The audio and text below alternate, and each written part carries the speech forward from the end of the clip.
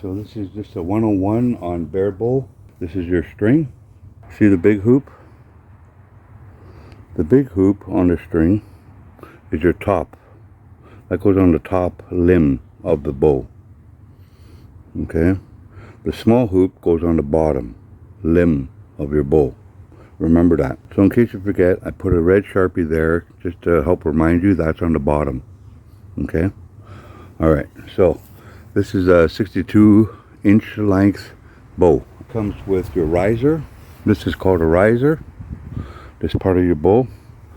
So, and just remember, as you're holding it, this is your shell of your bow. That's your handle, lower, upper. Okay? Comes with one screw only.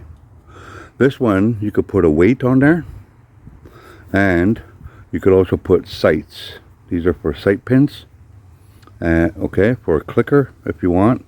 You can upgrade this your own way by buying the accessories for your bow.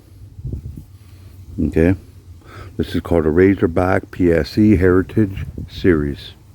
Okay, these are your limbs. I got you very basic limbs to practice with. These are 25 pound. Okay, this is just for practice. You won't be hunting with this. You got to have a 40-pound bow. Alright, these are only 25. So I don't want you to rip your fingers apart. This is the bottom limb. Okay, if you look on here, you'll see 62-inch length, 25 pounds. Okay, that's how the size of your bow. Lower limb.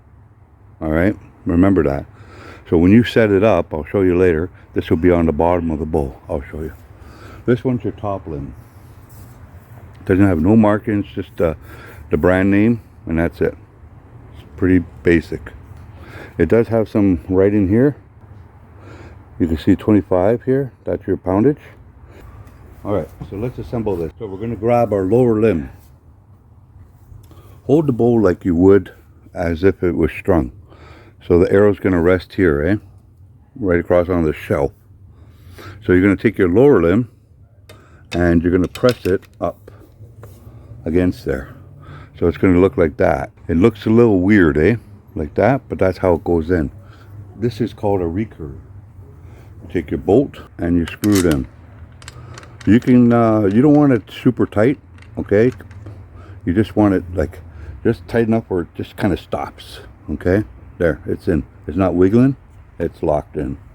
Perfect. Next one, we'll do the top.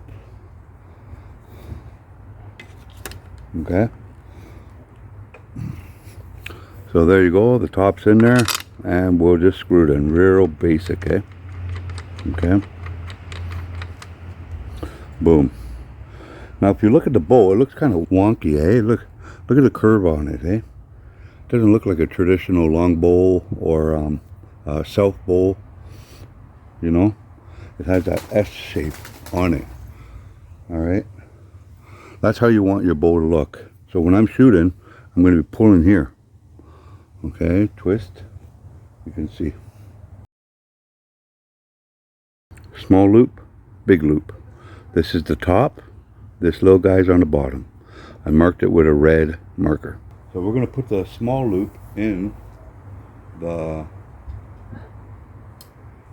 notch here, just like that. Okay, so it's locked in. We're going to slide it and keep pressure on it so it doesn't pop out of that groove. I'm going to take a step forward. I'm going to put this against my leg. Okay, this back leg is going to step over the bow under, and now I'm just going to test it to make sure everything's locked in. I don't want nothing, no wigglies or anything. Once it's locked in, I'm going to pull on the top one forward, okay, and put the loop in. I won't let it go because it will snap if it's not locked in. Slowly check and release it. Take my foot out and ta-da. See what I mean? You got to check. Look what happened there. It's out of the groove. I hope you can see that. It's out of the groove. It's on the side of the groove. So I'm going to slowly wiggle it over with my finger, and it's locked in. The notches look good. It's locked in. Real nice. I like. The string looks nice and stable. Okay, now check the top one. Never ever put your bow on the ground. If you gotta rest your bow, rest it on your toe, like that. Never put your bow on the ground and spin it and all that. You'll destroy the notch and your investment's gone. Rest it on your toe and just hold it there.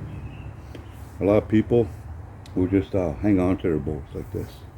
Okay, let's check the top notch.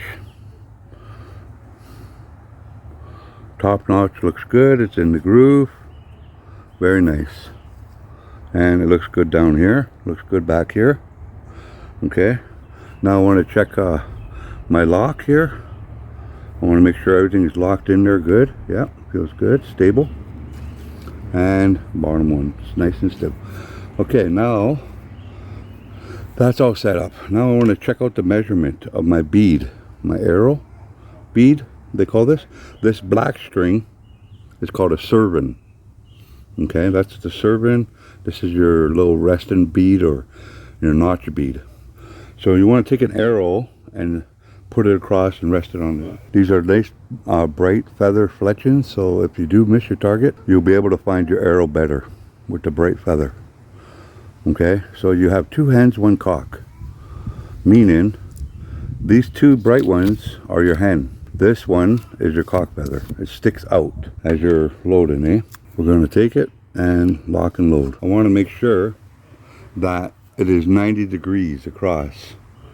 You got a 90, eh? Like a nice shelf going here with your bow. Okay, so you're going to pull back, test, pull back, test. If you look at this notch, it doesn't have a gripper in it. It doesn't hug the string. You could change these notches out to get better ones for your string. Try to get that in there. See, there's no grip in there. Here we have a traditional arrow, and it has like a groove inside it that hugs the string. I'll demonstrate on your bow. Here's the arrow. We're going to click it in there, and it holds on to your arrow. This one is a cheapo arrow. I love these arrows because they're nice and bright. They're yellow, not easy to lose, and they got some weight, you know, to them. And this one is a Cabela's arrow from Cabela. That one's really got a nice grip on it, so that's really good for pulling back like this. Three fingers under. You can do a 3-finger under pull. You can do a one above, one below pull, and you can do a pinch pull. Pinch pull, one above, below, and 3 fingers under. Okay, and it holds. Let's do some differences here. Here is Cabela's. See how it has that real nice notch going on in there? See if we can do that right. See how it has that nice notch? Can't really see it. It has a real nice notch. It's almost like a pincher of a crab. Real nice. Traditional. No notch, it's just straight out. Good for speed drawing if you want to speed shoot. And this one, they'll bend after a time or break. And you could heat these notches up with some hot water. You know, boil water and you just dip them in there and soften up the plastic and bend them in. I've seen people do that in competitions. The last one is a real small notch. These are beginner arrows. And the same thing, you could heat this up and bend it in. They're good for practice, eh? Okay. The reason why you have this little notch on the end of the arrow is to show you where the cocking arrow is. So that's really good on the fletching. This is a right hand bow. Okay. Right hand bow. So that means I'm going to hold it with my left hand. Okay, I'm not a right hand shooter. Right hand bow.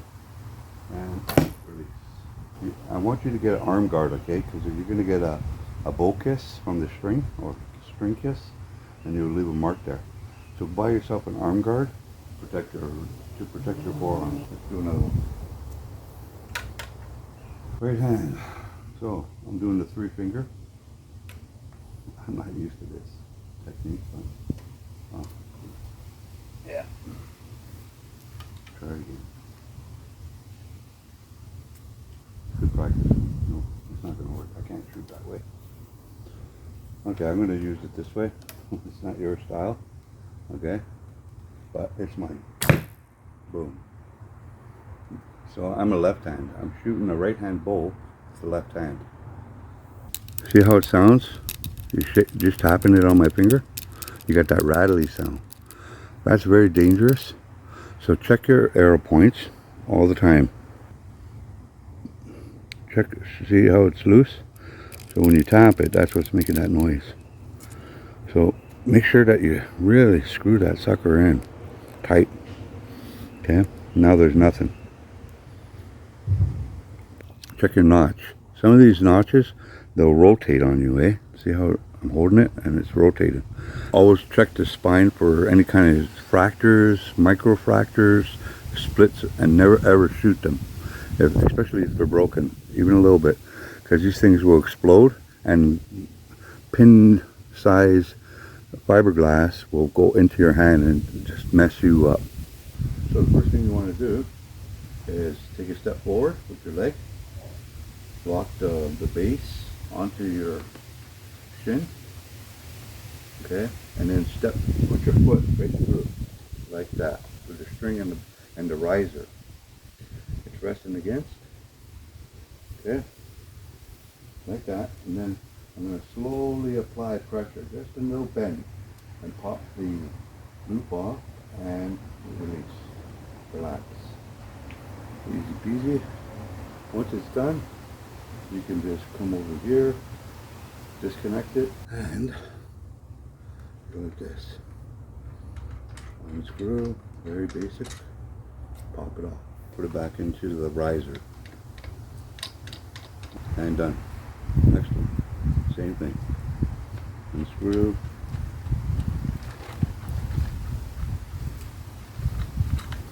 And there. Put it into there. And